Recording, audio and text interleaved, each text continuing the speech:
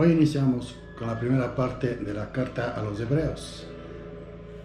Esta carta fue dirigida justamente a los hebreos y va a tratar de cosas muy importantes dentro de la venida de Jesús y sobre todo sobre una base firme, fundamentada en toda la palabra de Dios, desde Génesis, como habíamos visto en la reunión anterior, el propósito y el plan de Dios para que todos seamos salvos por gracia, por nuestro Señor Jesucristo.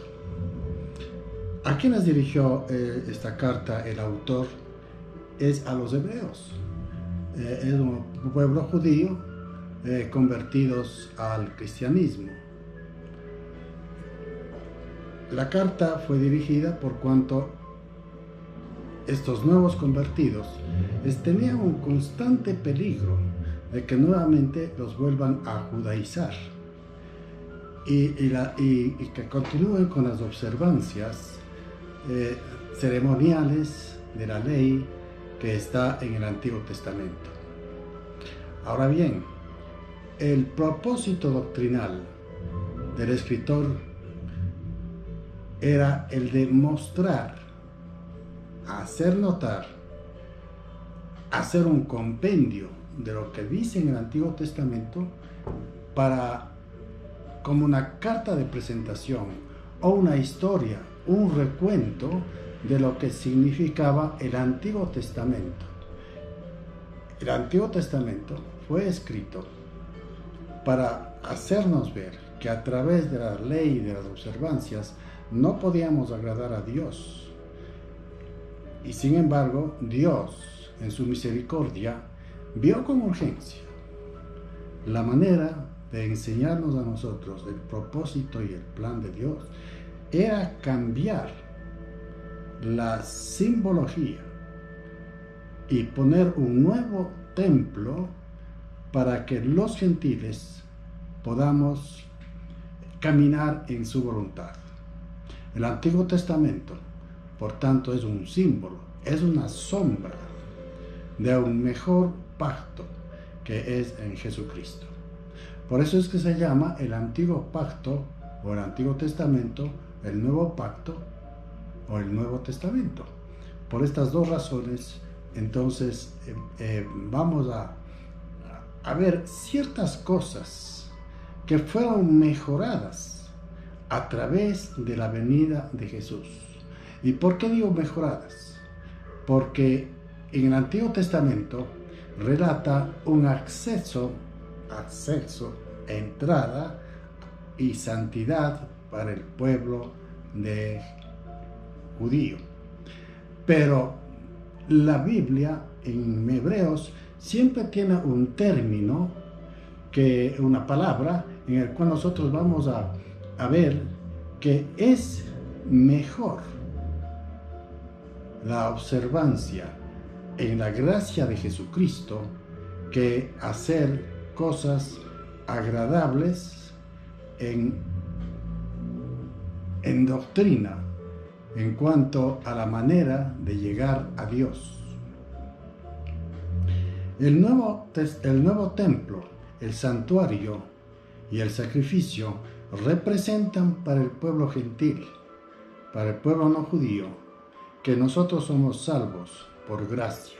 Ahora, indudablemente, esta gracia no significa que nosotros no debemos observar las leyes del Señor, que se reducen en 10 mandamientos. Las observancias, las maneras de agradar a Dios, el holocausto de los corderos y todo eso, es la perfección que luego se ha de ver en la venida de Jesús. Es decir, esto fue la antítesis de lo que habría que hacer Dios a través de Jesucristo. La tesis es salvos por gracia. Entonces, la carta a los hebreos aclara que nosotros no dependemos ahora de las observancias de las leyes, sino única y exclusivamente de la gracia de Dios a través del perdón de pecados. La gloria trascendente de la era cristiana se inicia luego de la resurrección de Jesucristo. Vamos a hacer una comparación entre lo que dice el Antiguo Testamento y lo que es el Nuevo Testamento. El Antiguo Testamento, como punto principal, tiene un acceso para llegar a Dios a través del tabernáculo y también la santidad. Pero cuando viene Jesús, comienza con una palabra que es clave dentro de toda esta carta, que se llama mejor. Entonces, bien, vamos a ver, en Éxodo, el capítulo 12, versículo 7, entrando ya al tema, vemos que qué significan todas estas cosas. La Biblia la tenemos que entender desde el principio, desde el Antiguo Testamento, para llegar a un feliz término cuando nosotros somos salvos a través de la sangre de Jesucristo. El Éxodo, en el capítulo 12, hay la fiesta de la Pascua. ¿Qué era la fiesta de la Pascua? Significaba la salida del pueblo judío hacia la tierra prometida. Pero ¿cómo tenían que llegar, cómo tenían que salir ellos de la tierra prometida? Entonces vemos que aquí en el versículo 5, cuando se habla del cordero, dice: el animal será sin defecto, macho de 1 año, lo tomaréis de las ovejas o de las cabras, y lo guardaréis hasta el día 14 de este mes, y lo inmolará toda la congregación del pueblo de Israel entre 2 tardes. Recuerde usted que Jesús, su sacrificio prácticamente comenzó desde el día jueves en la tarde, cuando estuvo cenando con los discípulos, vinieron y lo llevaron. Y su ascensión fue al siguiente día, el viernes a la tarde. Bien, entonces el versículo 7 dice: y tomarán de la sangre y la pondrás en 2 postes, en el dintel de las casas en que lo han de comer. Esto significa que la sangre del cordero, cuando pase el ángel de la muerte, no los iba a tocar a aquellos en los cuales han puesto a los lados de la entrada de su casa la sangre del cordero, y en la parte de arriba, es decir, esto simboliza que estamos permeados, sujetos, cuidados con la sangre del cordero. Y tomarás de la sangre y la pondrás en los postes, a los lados, y también en el dintel, en donde se han de comer. O sea, está hablando de comer, de vivir, en la presencia, de alimentarnos con la presencia de Jesucristo. Entonces, esta ceremonia se inicia con el sacrificio de un cordero. En cambio, ahora vemos en Juan, en el capítulo 1, versículo 29, referente al cordero que se presenta aquí en el libro en Éxodo, en el capítulo 12, vemos que ¿cuál era el cordero? El que había de venir. Dice en su palabra: el siguiente día vio Juan a Jesús, Juan el Bautista, el último profeta del Antiguo Testamento. He aquí el Cordero de Dios que quita el pecado del mundo. Entonces, ahora comparamos lo que dice en Éxodo del capítulo 12, versículo 7, con Juan el capítulo 1, versículo 28, que el Cordero de Dios iba a ser sacrificado por nuestros pecados. Y la característica del Cordero en el Antiguo Testamento decía de 1 año. ¿Por qué de 1 año? ¿Por qué sin defecto? porque tenía que ser sacrificado para el Dios eterno, para el Altísimo, un cordero sin mancha y sin pecado, en la mejor edad del cordero. Ahora pasamos al Nuevo Testamento y vemos en Hebreos, en Corintios, en todas las cartas, cuando hace referencia a Jesús, nos habla que Él, en Isaías inclusive, que Él murió de la edad de 30 años. Y quiero que note que el cordero de 1 año de vida, en el mejor de su tiempo, era sacrificado en holocausto por causa de los pecados y por causa de la salida del pueblo de Israel hacia la tierra prometida. La mejor edad del hombre son a los 30 años.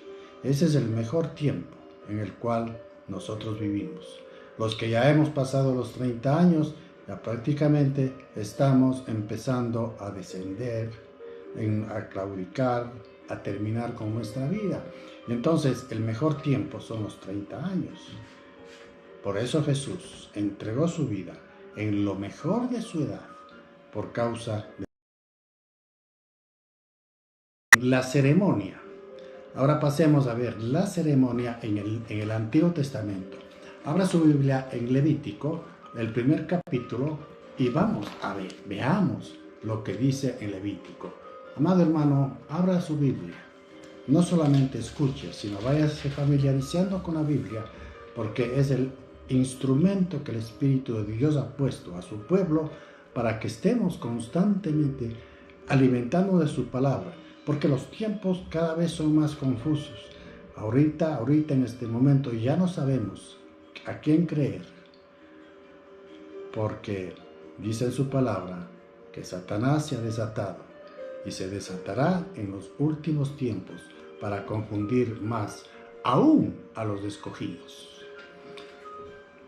Levítico, el capítulo 1, versículos 8, 9 y 10. No pierda de vista, estamos hablando en este momento la ceremonia para llegar a la presencia de Dios. Y los hijos del sacerdote Aarón pondrá fuego sobre el altar y compondrán la leña sobre el fuego. Luego los sacerdotes, hijos de Aarón, acomodarán las piezas, la cabeza y la grosura de los intestinos sobre la leña que está sobre el fuego que habrá encima del altar. Y lavará con agua los intestinos y las piernas, y el sacerdote hará arder todo sobre el altar. Holocausto es ofrenda encendida, olor grato para Jehová. Esta era la ceremonia de ofrenda de gratitud en holocausto por sus pecados. Ahora vamos a ver, en cambio, la obra redentora que tenemos en Cristo Jesús.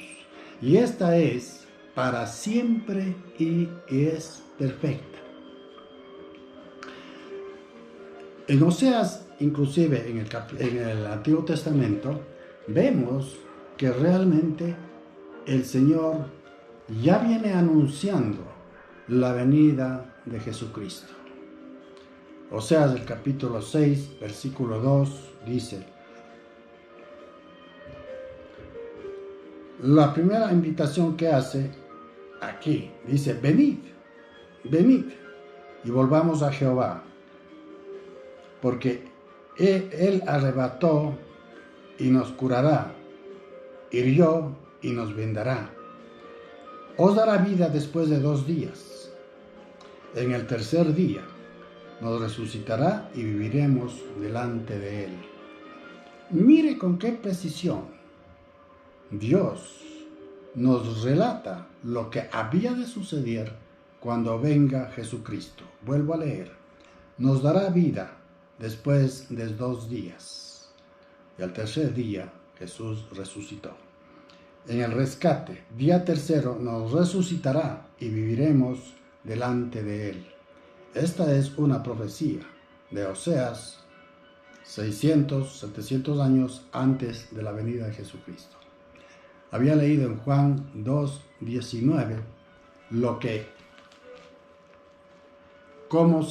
la venida de Jesús, lo que hizo para que nosotros continuemos en su bendita gracia como hijos de Dios. Juan, el capítulo 2, versículo 19.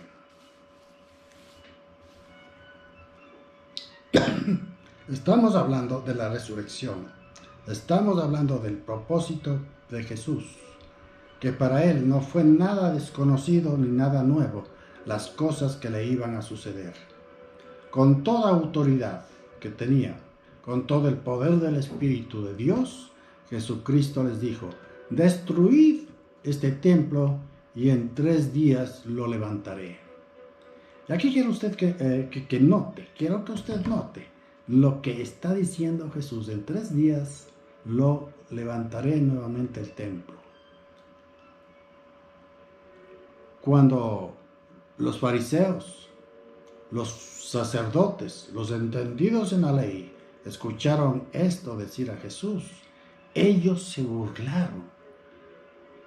Porque lo que tenemos que entender, y ellos nunca entendieron, es que justamente no era un templo terrenal, no era un templo ni de arcilla ni de piedra, era un templo espiritual que Jesús iba a edificar al 3er día luego de su resurrección. Y en 3 días levantaré. Se levantó Jesús para que nosotros veamos el poder y la gracia de nuestro Padre amado. Tiene una relación con lo que dice Oseas en el Antiguo Testamento. Si algún momento tiene tiempo, o de ese tiempo, mejor dicho, para leer, bajo esta óptica, en esta dirección del Espíritu de Dios, lo que dice el Salmo 2, todos sus versículos, la venida de Jesús y la segunda venida de Jesús, ¿cómo será? Ahora estamos viviendo en tiempos difíciles. Y esto no es nuevo para Dios. Él sabe todas estas cosas que deben suceder. Pero lo que no sabemos nosotros, en la palabra nos dice, no hay nada oculto en la palabra. Hay malas interpretaciones, introducciones de herejías que están estorbando al cristiano. El Salmo 2 habla también de Jesucristo y de su venida. Por eso es que la autoridad de Jesús era guiada por Dios, por el Espíritu Santo. Él sabía lo que iba a suceder. Y nosotros como cristianos también tenemos que aprender a caminar con ese mismo principio. No se desespere, no se preocupe por las cosas que están sucediendo ahora en la actualidad. Son tiempos difíciles. Y si usted, en el Espíritu de Dios, quiere ver lo que dice exactamente, el capítulo 2, la perenne lucha del hombre por llegar a ser como Dios. En primer lugar dice, en el capítulo 2, versículo 1, ¿por qué se amotinan las gentes y los pueblos piensan cosas vanas? ¿Cuáles amotinaciones? ¿Cuáles cosas vanas? Que quieren ser como Dios, se reúnen para buscar la manera de jugar con la naturaleza de Dios, de cambiar la vida, como está sucediendo ahora en la actualidad, a través de este nuevo orden mundial que se viene. No me gusta mucho hablar de este nuevo orden mundial, porque podemos acercarnos a Dios por miedo a la condenación, por miedo a las enfermedades, por miedo a las plagas, y cuántas cosas más vendrán para aquellos que se quedan en la tierra. Y los pueblos piensan cosas vanas. Se levantarán los reyes de la tierra.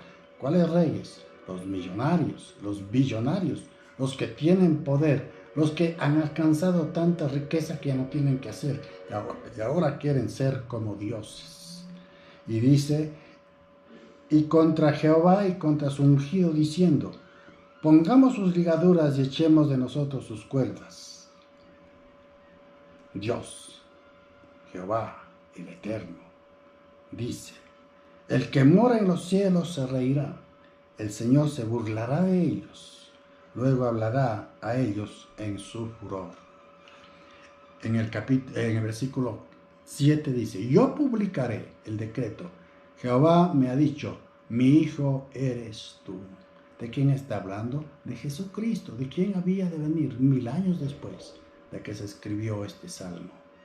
Los quebrantarás con vara de hierro, como vasija de alfarero, los desmenuzarás. Jesús caminaba con toda aquella seguridad, como Hijo de Dios, como Dios mismo, de las cosas que iban a suceder y el fin que iba a tener. Esto tiene que llevarnos a nosotros a un caminar seguro con el Señor.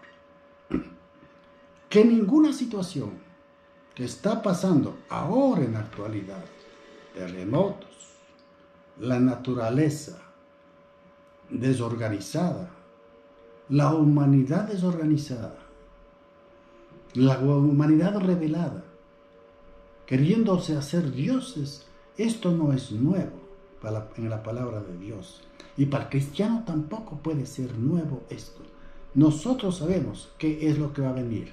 Y tenemos la seguridad de que Dios nos va a levantar a la eternidad, a ser felices eternamente, con un cuerpo, con un alma cambiada, a ser totalmente diferentes, no como los ángeles, sino mejores que los ángeles. Y esto está justamente aquí en el libro a los Hebreos. Bien, entonces las ceremonias se vienen a perfeccionar en Cristo Jesús. Las ceremonias se perfeccionan porque luego hemos de ver en el transcurso de este estudio que la perfección no estaba en el sacerdocio de Aarón, sino estaba en el sacerdocio de Jesucristo.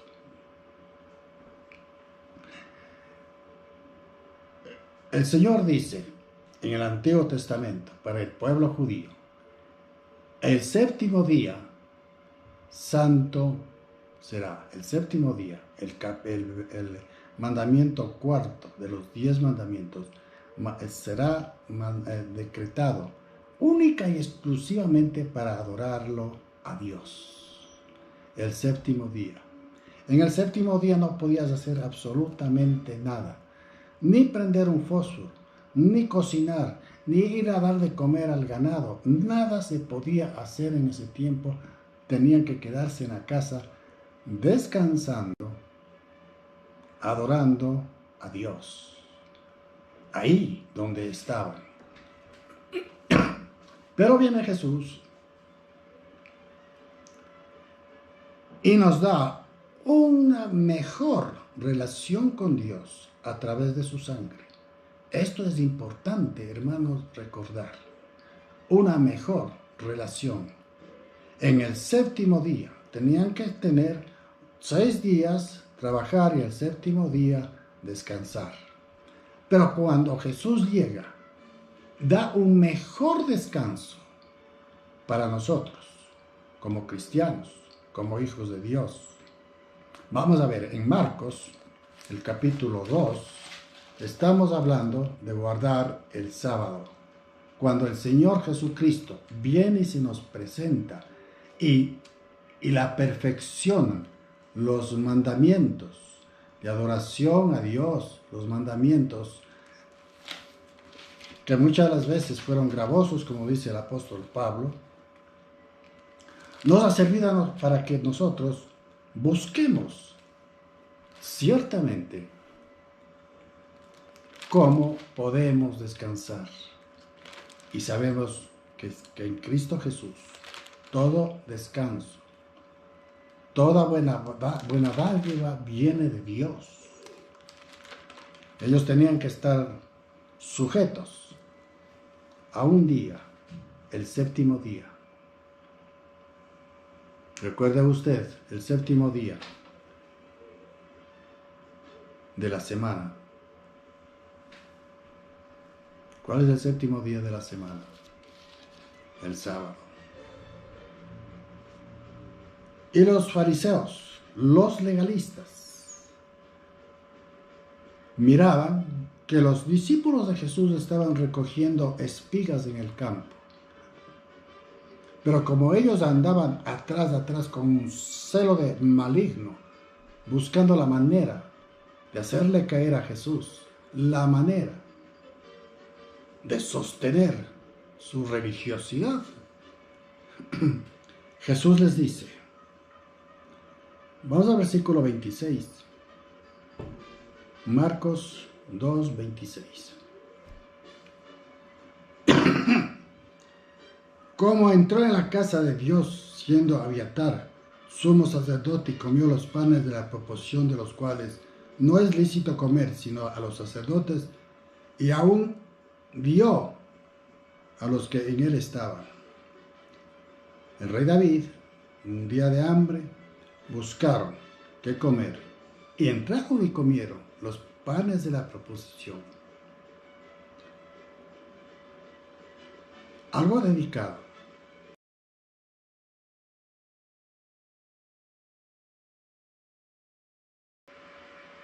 No podían, Dios no puede dejar que se muera de hambre un hijo de él.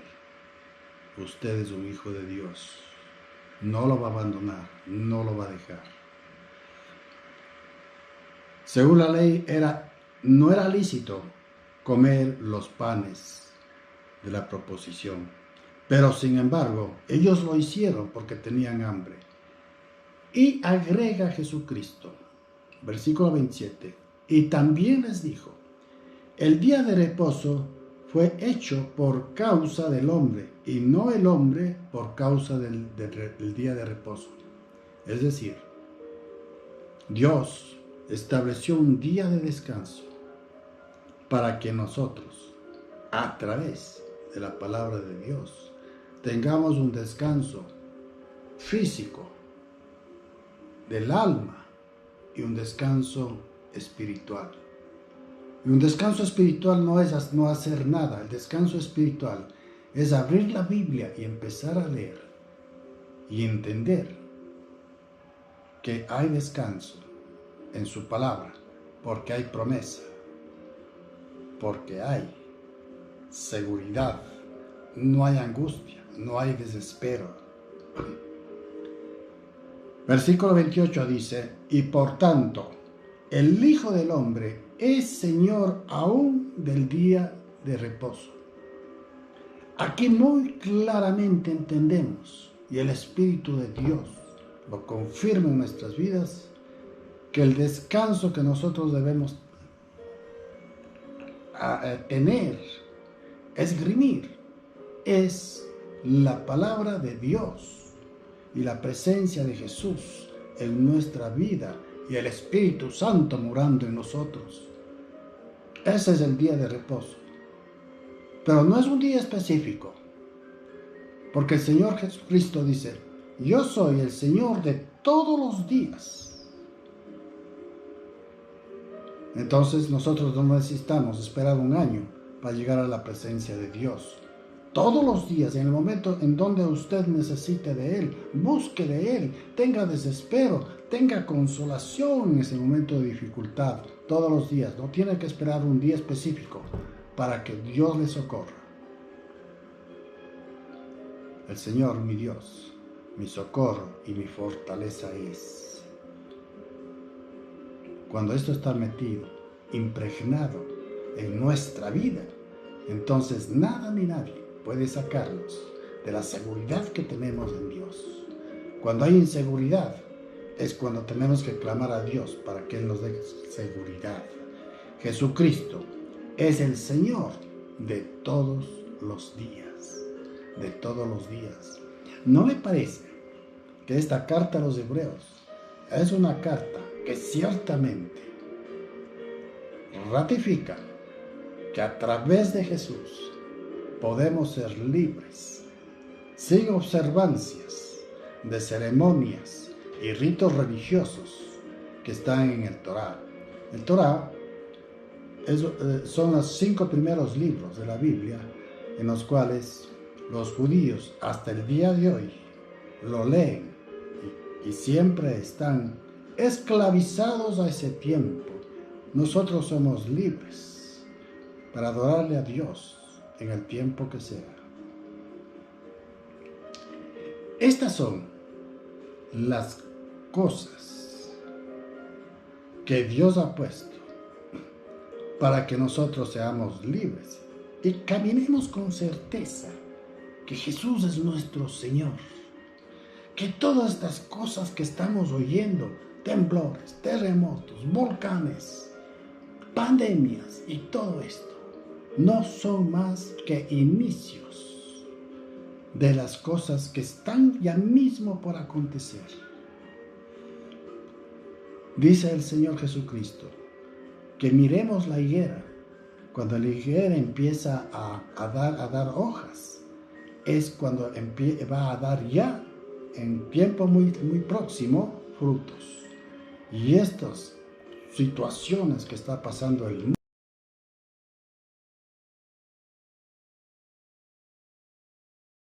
ya es hora del día de la cosecha. Por eso, mi amado hermano, busquemos a Dios, no con lo que dicen las personas, sino con lo que dice la palabra de Dios. Lo que dice la palabra de Dios. La palabra clave en Hebreos es mejor. Tenemos un mejor sacerdocio. Tenemos una mejor presencia de Jesús en nuestras vidas. Ahora bien, vamos entonces a entender de una manera más directa, sin vacilaciones, con la presencia del Espíritu de Dios, lo que ciertamente significa lo mejor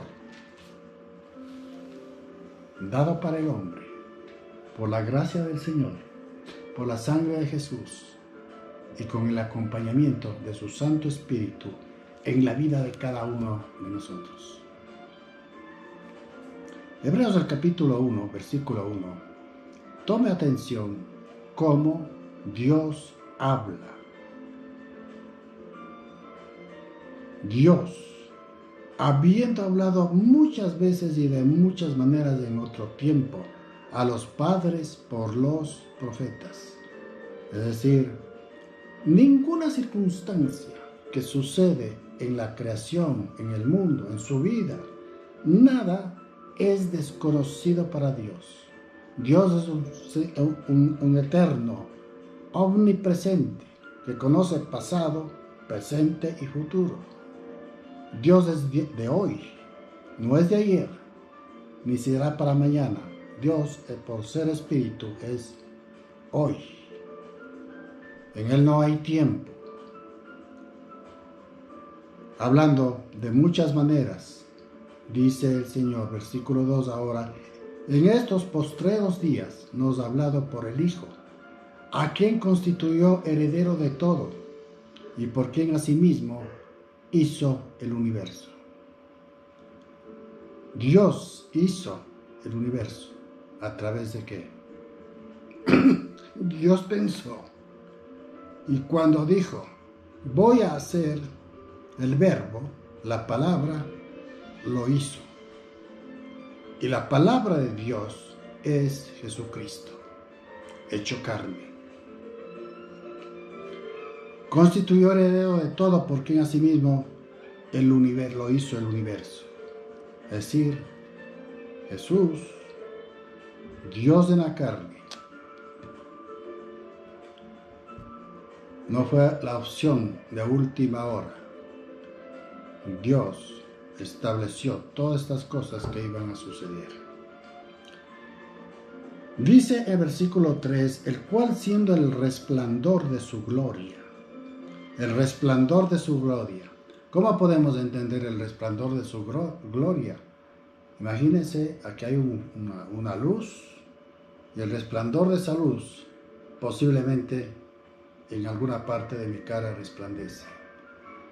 El resplandor del sol llega a la luna y nosotros vemos el resplandor del sol a través de la luna en las noches y que son preciosas porque Dios lo puso, la luna y las estrellas y todo lo que nosotros vemos. Por eso dice aquí, y por quien asimismo hizo el universo, el cual siendo el resplandor de la gloria y la imagen misma de su sustancia, ¿quién es Dios? ¿Un Señor o un ser espiritual?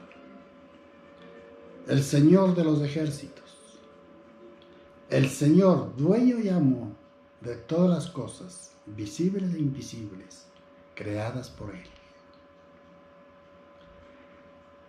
Dice luego, y habiendo efectuado la purificación de nuestros pecados por medio de sí mismo, se sentó a la diestra de la majestad en las alturas. Ahora, en esta parte, tome nota cuando dice el Señor que nuestros pecados son tomados. No necesitamos purgar en ninguna otra parte más, sino que confesar nuestros pecados, arrepentirnos y llegar a Dios por medio de la sangre de Jesús. Habiendo efectuado la purificación de nuestros pecados. ¿Qué nos purificó a nosotros? La sangre de Cristo. ¿Qué nos purificó a nosotros? La palabra hecha carne, Jesucristo. ¿Quién nos dio convicción? El mismo Señor, a través de su Santo Espíritu. Recuerde, en el capítulo 14 de Juan, dice el Señor Jesucristo, yo os rogaré a mi Padre para que os envíe otro Consolador. Y ese Consolador, dice el Espíritu Santo, Él les guiará a toda la verdad. Yo no me voy a dejar llevar, usted no se deje llevar por nadie más que por el Espíritu de Dios que mora en usted. Si es que ha recibido a Jesús legítimamente como su Señor y su Salvador, purificando nuestros pecados por medio de sí mismo, se sentó a la diestra de la majestad en las alturas. ¿Qué significa esto de sentarse? De decir, Padre, la obra he terminado. ¿Qué hace usted una vez que ve con satisfacción un trabajo que ha realizado? Se sienta y tiene paz, porque ha hecho ese trabajo. Y así lo hizo el Hijo del Hombre, Jesucristo, sentado a la diestra del Padre, complacido de haber hecho todo absolutamente a cabalidad, como el Padre le mandó a hacer. Y el Señor dice, y estaré con ustedes hasta el fin. Entonces, en esta porción de la palabra, en esta carta a los Hebreos, podemos ver a Dios Padre en la creación, a su verbo, a la palabra de Él, a imagen del hombre, sintiendo las mismas maneras que nosotros tenemos, emociones, vaciedades, soledad, hambre, cansancio, sueño. Jesucristo también padeció exactamente como nosotros. El Hijo de Dios hecho carne, para de ahí sacarnos. Porque ¿qué diríamos nosotros? Cuando viene Dios en la carne y dice, no hagan esto, no hagan lo otro, pues sencillamente diríamos, bueno, es que usted No lo hace porque usted no tiene y no siente lo que yo siento. Pero Jesús estaba exactamente en este mismo cuerpo de muerte, pero enseñándonos que Él nunca se dejó llevar por las emociones, que Él nunca buscó que ni su alma ni su cuerpo lo lleve al pecado. Sobre Él estaba un espíritu, el Espíritu Santo, y Él estaba utilizando su espíritu para no dejarse llevar. Y nosotros también tenemos que utilizar ese mismo espíritu que tenemos en nuestro interior para sujetar a los deseos de la carne, a los deseos del alma. Tenemos que sujetarlos a través del poder de Dios. La preeminencia de Cristo.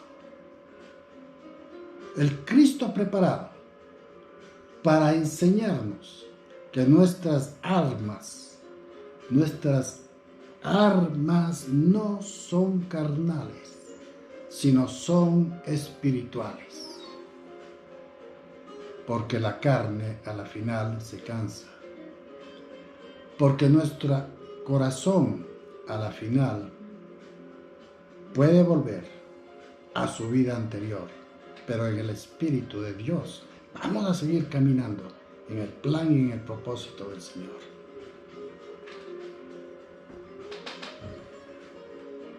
El Hijo superior a los ángeles. Y aquí va la pregunta.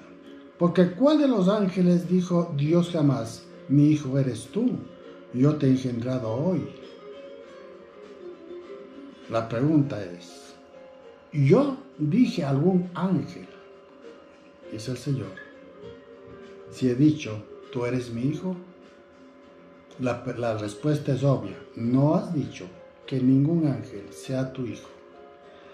Y dice otra vez, yo seré a él padre, y él será mi hijo.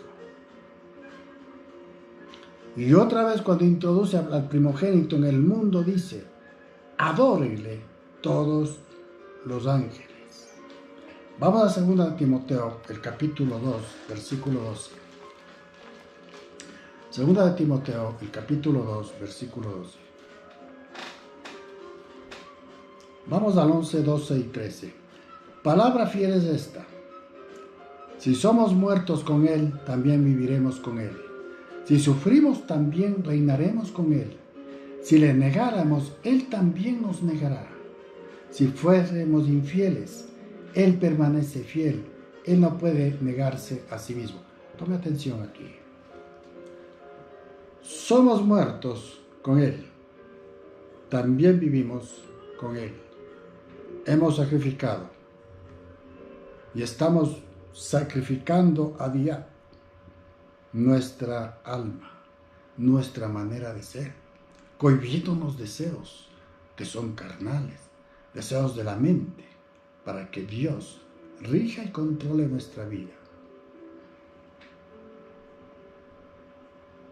Aquí debemos entender nosotros que no es nada de lo que usted pueda hacer aquí en la tierra lo que va a agradar a Dios. Nada de lo que usted haga. Señor, yo hice 20 templos, 500 templos. Con eso quiero agradarte. El Señor le va a decir, la sangre de mi hijo no tiene precio. Y yo con esa sangre quise lavarte. No es cuestión de diezmar. No es cuestión de hacer cosas para agradar a Dios. Hay un solo plan puesto por Dios, perfecto, un solo propósito, nosotros llegar a Dios a través de Jesucristo. Mire cómo es la paciencia de Dios. Si fuéramos infieles, Él permanece fiel. Ese es el amor de Dios. Si soy infiel, Dios permanece fiel. Él espera y esperará hasta el último, que estemos listos para arrepentirnos y llegar a la presencia de Él. Si usted ha pecado, si todos hemos pecado, tenemos, como dice en Primera de Juan, el capítulo 2, que ese fue el propósito del Señor. La perfección del hombre no va a estar aquí, la perfección del hombre va a estar en eternidad. Dice: hijitos míos, estas cosas os he escrito para que no pequéis. Dios quiere que no pequemos, pero Dios también sabe el otro lado, esa otra lucha que tenemos internas cada uno de nosotros. Y si alguno hubiese pecado, abogado tenemos para con el Padre, a Jesucristo el justo.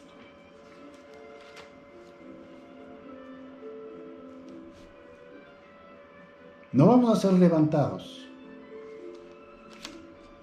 No seremos levantados por nuestras obras.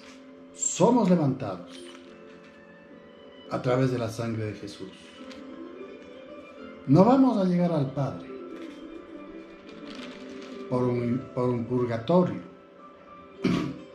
No vamos a llegar al Padre porque viene un sacerdote a hacer la señal de la cruz sobre el féretro, porque Dios no es Dios de muertos. Vamos a llegar al Padre porque tenemos que dar cuenta de cada uno de nosotros lo que hacemos. Pero no se desconsuelen. Mire, dice el Señor que Él es fiel. Nosotros somos los infieles y la fidelidad de Dios siempre estará abierta para que nosotros lleguemos. Que si confesamos nuestros pecados, Él es fiel para perdonarnos. Volviendo a Hebreos. Y yo seré a Él Padre y Él me será mi Hijo. Y otra vez, cuando introduce al primogénito en el mundo, dice esto que acabamos de leer: adórenle todos los ángeles de Dios. Y ciertamente de los ángeles dice: el que hace a sus ángeles espíritus, a sus ministros llama de fuego. ¿Qué es la llama de fuego? La palabra de Dios. Es un fuego que no consume, es un fuego que arde, pero que se mantiene. ¿Recuerda usted la zarza? Cuando Abraham tenía que entregar a su único hijo, ¿qué le llamó la atención a Abraham? La zarza se quemaba, pero no se consumía. Ese mismo fuego tenemos nosotros, el fuego del Espíritu Santo que quema, que apasiona por la vida de Jesús, pero no se consume. Mantengamos siempre viva esa llama del Espíritu de Dios para agradar al Padre y para que la sangre de Cristo, que nos limpió de pecado, no sea en vano. Más del Hijo dice: tu trono, oh Dios, por el siglo del siglo. Tu trono, Señor, eternamente, de eternidad a eternidad. Cetro de equidad es el cetro de tu reino. Solo a un rey se le pone un cetro, un símbolo de su soberanía y de su poder. Más amados la justicia más amado la justicia y aborrecido la maldad, por lo cual te ungió Dios, el Dios tuyo, con óleo de alegría, más que a tus compañeros. de estas alabanzas, esas satisfacciones del Padre Eterno son dadas al Hijo. Y tú, oh Señor, en el principio fundaste la tierra. Ahora el Hijo está hablándole al Padre. Tú, oh Señor, en el principio fundaste la tierra, y los cielos son obra de tus manos. Ellos perecerán, mas tú permaneces. Todo lo que tiene inicio en la materia se acaba, la energía se acaba.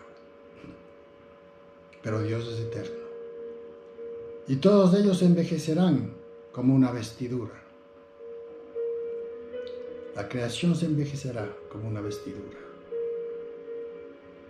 El mundo dice, la tierra está enferma. Y es verdad, todo está enfermo, todo está dañado en su creación. Y como vestido los envolverás y serán mudados. Todo cambiará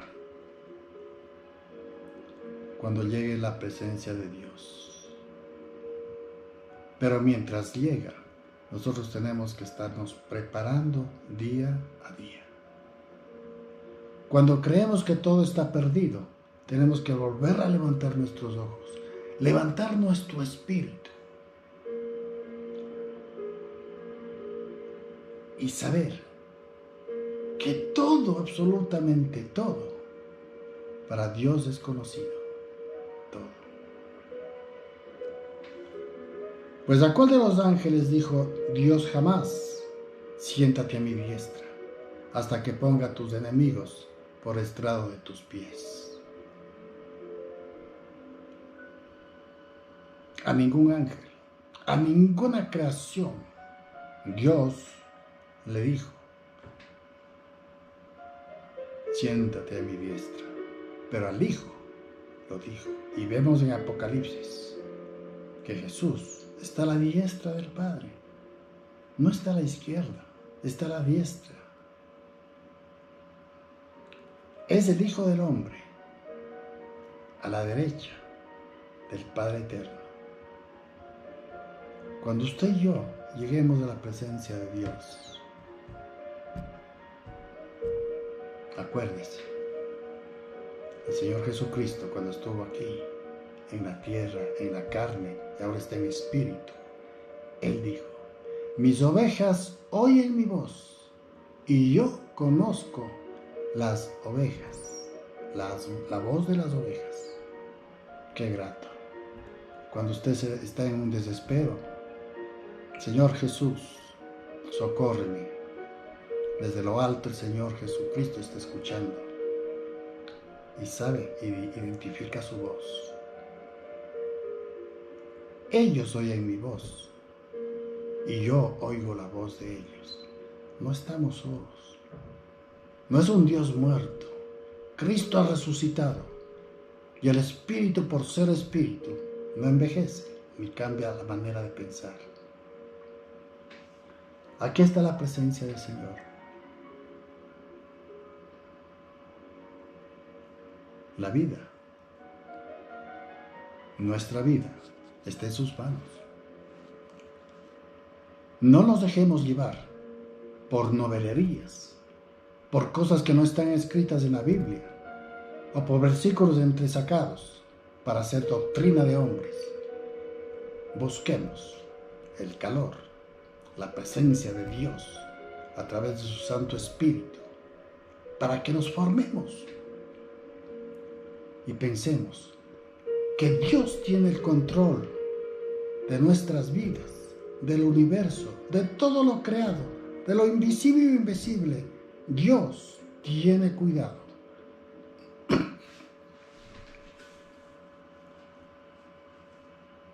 Terminamos en el versículo 14 que dice, ¿no son todos espíritus ministradores?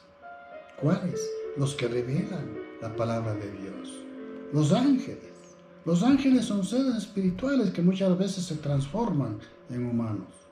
Los ángeles se han presentado en muchas ocasiones. ¿Qué sabe usted si alguna vez alguien que le ayudó, de pronto estuvo ahí en ese momento y le ayudó, y después ya no lo encontró? No sabía quién era, y dan testimonio. No sé, dice, vino alguien y me ayudó, pero era una persona. Son ángeles enviados por Dios. Dios no nos ha abandonado. Nosotros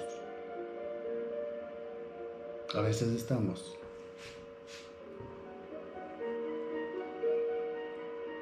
ya delinquiendo, poniendo un pie, alzando el pie para botarnos al abismo por todas estas circunstancias.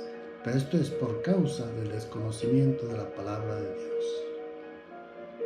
Muchos dicen que está pasando por tiempos malos. ¿Y qué dicen? Es que debe estar pecando. Un cristiano legítimo, cuando sepa que alguien está pasando por algo malo, no piense en lo peor. Piense que esa persona necesita oración. Piense que esa persona ha sido engañado y que necesita ser levantado, porque la oración del justo puede mucho.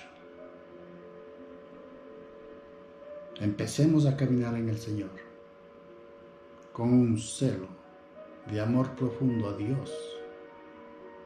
Y si amo a Dios, también tengo que amar al prójimo.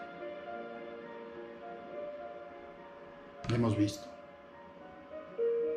que hay un mejor propósito y un mejor plan de Dios en el Nuevo Testamento para el pueblo no judío. Pueblo no judío. Oremos. Padre amado, gracias Señor por tu santa palabra, porque es preciosa, oh Dios, porque cada vez que abrimos siempre habrán nuevas que llenarán alguna parte de nuestro espíritu, que irán completando, Señor, día a día, conforme nosotros nos entreguemos a usted. Bendíganos, Señor, y permítanos, Padre amado, que continuemos en el segundo estudio de la carta a los Hebreos para afirmar, porque luego viene, Señor, lo perfecto y lo precioso de su palabra. Bendíganos, Señor. Bendiga, Señor, a quienes han escuchado. Palabra suya, no de hombre. Bendito sea su nombre, Padre amado, en el nombre de Jesús. Amén y amén.